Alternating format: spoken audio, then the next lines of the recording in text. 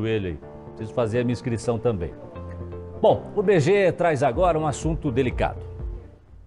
Crianças que foram vítimas de negligência, abandono ou abusos. Como se não bastasse o trauma de passar tão cedo por experiências assim, elas muitas vezes são obrigadas a ficar em abrigos, longe dos parentes ou dos amiguinhos. É nessa linha que atua o programa Família Acolhedora. São literalmente famílias que abrem as portas de casa para esses meninos e meninas, tudo acompanhado por profissionais e com apoio do poder público. A estadia nos lares temporários pode até passar, mas o amor construído é para a vida inteira.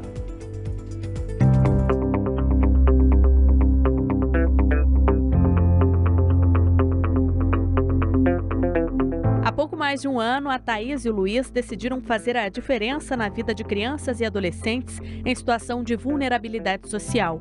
Pais da Clara e do Bento, eles se inscreveram no programa Família Acolhedora para dar um lar temporário aos menores que precisam ser retirados do convívio familiar. Eu sou professora de educação infantil e em um certo momento houve um acolhimento de uma aluna minha. E aquilo me machucou porque eu não sabia como acontecia esse processo de acolher. E foi quando a gente decidiu vir para Araucária, nós fomos procurar a escola e li na internet sobre família acolhedora.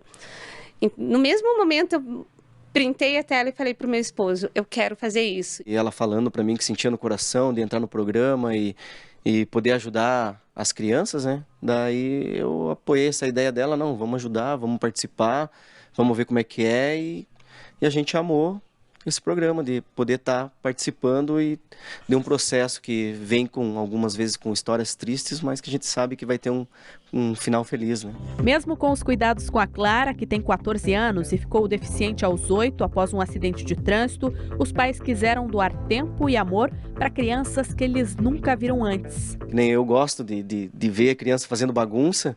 Então, para mim, assim, eu vejo que o nosso lar ficou mais preenchido, assim, parece que trouxe alegria, ver meu filho brincando com as crianças e se divertindo aqui com as crianças e ver a alegria que essa criança tá de estar com a gente, sabe?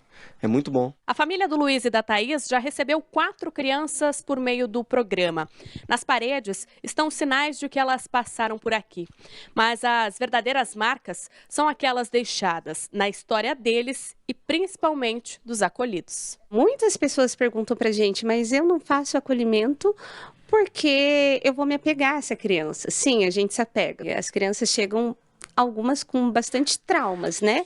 E realmente, o nosso principal objetivo é acolher, é dar carinho, mas a gente sabe que a gente proporciona para essa criança um período de transição mais leve, né? A gente já levou todos os nossos, né, para a praia, crianças que nunca tinham viajado, nós tivemos crianças que nunca tinham comido hambúrguer. As crianças e adolescentes permanecem nos lares até que seja resolvida a situação judicial, com a devolução para a família de origem ou encaminhamento para adoção. A coordenadora do Serviço de Acolhimento de Araucária explica que é feita uma triagem para saber se aquela casa tem capacidade de receber o acolhido. Normalmente as famílias acolhedoras, quando entram, né, no serviço, elas escolhem o perfil da criança que querem acolher, né? E a gente respeita muito, né, o perfil da família. E quando existe um acolhimento, a gente consulta as famílias acolhedoras, né, explica o perfil da criança e a família acolhedora ou aceita ou não. Tanto antes de acolher como depois, nós temos o suporte de cursos, nós temos suporte psicológico, de assistente social, de pedagogos que acompanham o programa. O Paraná é o estado com o maior número de famílias acolhedoras no Brasil. São 1.054 famílias em 126 municípios. No estado, pouco mais de 17% das crianças e adolescentes em situação de risco social, como negligência, abandono e abusos, são atendidas pelos serviços de acolhimento familiar, enquanto no Brasil esse percentual é de 6%. Ao invés de deixar numa casa de acolhimento, ela fica no seio familiar, com todo o carinho, com todo o cuidado, com todo o acolhimento. O secretário cita que as famílias recebem um auxílio de um salário mínimo por criança acolhida e que é preciso passar por uma avaliação. Elas têm que procurar o CRAS, que é a unidade de referência de cada município. Pelo menos em cada município do Paraná tem um CRAS. O que representa isso para essas famílias e para o Estado? Para famílias, um ganho, efetivamente, porque elas são remuneradas por isso, e para os municípios, para o poder público, também um ganho, porque as casas de acolhimento são muito onerosas pela estrutura que tem que ter. Então, o família acolhedora passa a ser mais barato e mais digno, mais efetivo no cuidado das crianças. Até o Bento, que tem só 7 anos, sabe da importância que o família acolhedora tem. Eu brinco bastante, eu amo elas. Né? O Júlio foi a minha primeira coisa que eu mais gostei. Uhum. E você espera receber outras crianças? Sim. Por quê? Por causa que eu quero ter conhecimento delas. A gente vê que elas vêm sedentas de amor, carinho, e daí você dá aquele amor e você vê que também elas fazem de tudo para querer recompensar a gente, assim, pelo que a gente está fazendo por elas também, né? Fica aquele sentimento de gratidão, né? Por fazer algo por uma criança e saber que elas vão embora. Elas vão embora. Vai deixar saudade? Vai. Mas a gente fez parte de um processo que vai ficar na memória, né, dessa criança para sempre. E eu acho que isso que nos motiva a continuar no programa.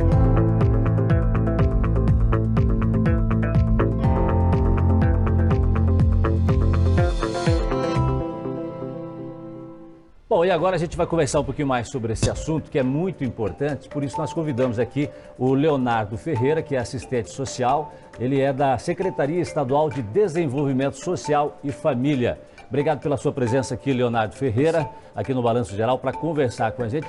Sabe que uma coisa que eu sempre fico pensando, quando eu vejo sobre as famílias acolhedoras, esse projeto importantíssimo para essas crianças, vítimas principalmente de violência, né? Depois garra um amor e aí como é que faz? Então, boa tarde, Ação. Esse amor que você falou, ele é fundamental para que esse acolhimento dê certo.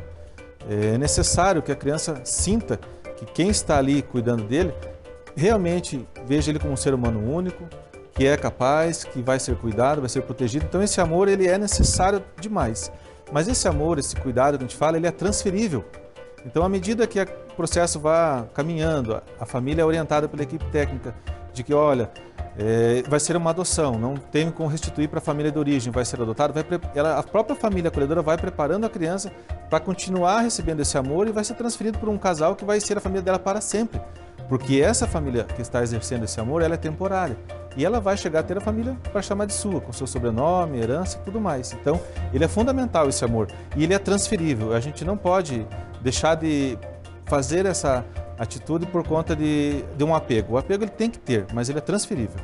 Leonardo, a gente entende que essas crianças elas vêm numa situação, claro, que já tem uma medida judicial, inclusive, que elas não retornarão à família de origem delas.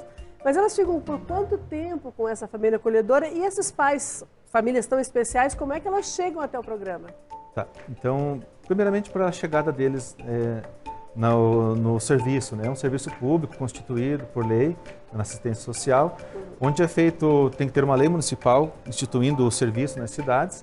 A partir dessa lei é instituída uma equipe técnica, e essa equipe técnica vai cadastrar famílias. Então vai pesquisar, vai divulgar em toda a sociedade a existência do serviço, chamando eles para uma reunião para explicar o que é. Ao explicar, aqueles que se sentirem voluntários de participar, é feito um estudo social sobre eles, antecedentes criminais, verifica-se a condição da casa que vai receber, se é apta, o tempo que a pessoa vai ter para disponibilizar para cuidar daquela criança. Então, à medida que ela passa por essa primeira entrevista com a equipe, filtrado, vai para uma capacitação.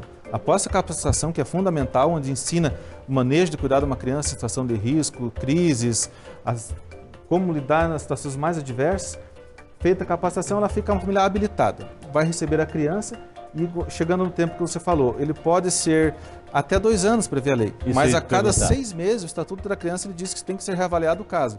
Então, se é um caso, por mais complexo que seja, e todos são de alta complexidade, não tem nenhum que seja simples, e se bem trabalhado, aliado a uma rede de proteção, a equipe do judiciário também, consegue-se fazer um trabalho entre 6 a 1 ano para ou restituir para a família de origem ou uma adoção. E você tem uma ideia, uma proporção de crianças, adolescentes que são vítimas da família, que acabam voltando para o convívio familiar de onde saiu e a porcentagem dos que foram encaminhados para outras famílias, para adoção? Até tem uma ideia, algum estudo sobre isso? Varia de cada município, né? Mas aqueles que eu tive acesso, que eu já pesquisei, Infelizmente, a proporção de reunificação familiar ela é bem menor do que é a da adoção. Infelizmente, esse é o nosso quadro. Fica em média de 20 a 80. Então, 20% restituição familiar, reunificação, e os outros 80% acaba sendo a adoção. Então, e em alguns casos ainda é projeto de autonomia. Quando já é um adolescente e não teve adoção tardia, ele se programa para ter a vida independente dele. Acontece da família, por exemplo, adotar irmãos, por exemplo? Sim. Tem histórias magníficas disso. A gente teve adoções de um grupo de irmãos de 5 irmãos, de 6 irmãos. 6? Aquelas bem salteada a idade, com 2, com 7, 9 e 16. Então, pelo estatuto, a gente não deve separar o grupo de irmãos. Então, é uma meta difícil de alcançar, porque não dá para a criança ficar esperando a vida inteira essa adoção. Mas existem alguns casais no Cadastro Nacional de Adoção que estão com o coração dilatado para esse grupo maior. E quando vocês fazem falando duas formas de transição, uma transição para adoção, né? Mas essa transição para a independência, a partir de que momento vocês começam a investir nisso, que é a necessidade de, sim, ao invés de se pensar numa adoção, pensar numa independência, em que consiste esse momento daí? Então, assim, seria para os casos dos adolescentes, né? Se ele chega num acolhimento familiar com 16 anos, então já desde esse início instala-se um protocolo de autonomia, que é mexer com a aprendizagem, cuidados para a vida diária, ele saber se autogerir, finanças, cuidados com saúde, organização própria. Então, a partir dos 16 anos já é feito todo esse trabalho para que, ao atingir a maioridade, se não tiver nenhuma adoção, que às vezes acontece, tivemos casos com 17 anos, daí ele vai ter a sua vida independente. E existe uma data limite para que ele possa ficar nesse acolhimento? Então, não existe, a idade é 18 anos, se for uma pessoa, um jovem com deficiência, pode ir até 21 anos, mas isso é o que está no Estatuto da Criança. Leonardo, e a família que dá esse acolhimento para essa criança ou para essas crianças, tem algum benefício do governo do estado, da prefeitura, enfim? Qual a ajuda que elas têm? Sim, elas têm primeiramente todo o acompanhamento da equipe técnica, então assistente social, psicólogo, pedagogo, a rede de proteção. Elas têm algumas preferências no atendimento à saúde, em vagas em CMEI, e há um subsídio, cada lei municipal rege, né, em média sempre de um salário mínimo. Por criança, não? Por criança. Quando é uma criança com deficiência, eles acabam tendo um salário mínimo e meio. Algumas leis municipais dão isenção de IPTU, então fica nessa média o tipo de benefício assim, material a elas.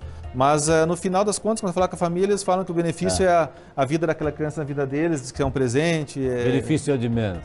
Exatamente. Muito bem. E como é que as pessoas podem fazer para se tornarem uma família acolhedora? Deve buscar fazer essa inscrição junto ao município, o governo do estado? O que busca, onde busca? Como é que faz a inscrição para participar desse programa? Então, importante essa colocação sua, né, para quem está nos ouvindo. Cada município tem, então, sua rede de proteção. Então, alguns têm pelos CRAS, pelos CREAS, mas geralmente... Aqui em Curitiba, por exemplo? Aqui em Curitiba, pode pelo aplicativo do 156, no site, eles têm lá um formulário já, Família Acolhedora prévio, onde ele pode preencher, ele já vai direto para a equipe da proteção social. Você não pode buscar o quê? Assistência... alta complexidade. Pode buscar assistência social do município? Eles vão saber dizer. Sempre chega lá, não é o atendimento deles, mas fala, ó, você vai em tal setor, tal endereço, né? Então, cada município tem sua organização, mas ele fica dentro da proteção social de alta complexidade. Muito bem. Leonardo Ferreira, obrigado pela sua participação com a gente aqui no Balanço Geral, trazendo, né, para a discussão esse programa tão importante que a gente tem no nosso estado, também nas cidades aqui do nosso Paraná, né, para acolher essas crianças que a gente... Quantas vezes, né, quantas notícias que a gente traz aqui de crianças vítimas, né, de abusos e de violência sexual, muitas vezes, enfim, a violência física, né, e essas famílias fazem esse trabalho de acolhimento. Obrigado, Leonardo. Eu que agradeço. Alguma coisa a mais que você quisesse acrescentar? Não? Agradeço esse teu espaço e dizer que o Paraná é o estado que está na vanguarda nesse serviço no Brasil inteiro. É onde tem mais famílias habilitadas. Nós temos mais de 1000 famílias habilitadas em 114 municípios. Então, com esse espaço, a tua audiência, que eu sei que é excelente, vai ajudar. Então, você que está em casa, procure a Secretaria Municipal de Assistência Social da sua cidade e se candidate a isso, que só vai ter a ganhar e as crianças vão ser imensamente felizes no ambiente familiar, ressignificando sua história. Coração, né, gente? Isso aí. A gente precisa, o ser humano precisa olhar mais para essas coisas, né? Com certeza. E ser mais solidário também. Obrigado, viu, Leonardo? Que é isso.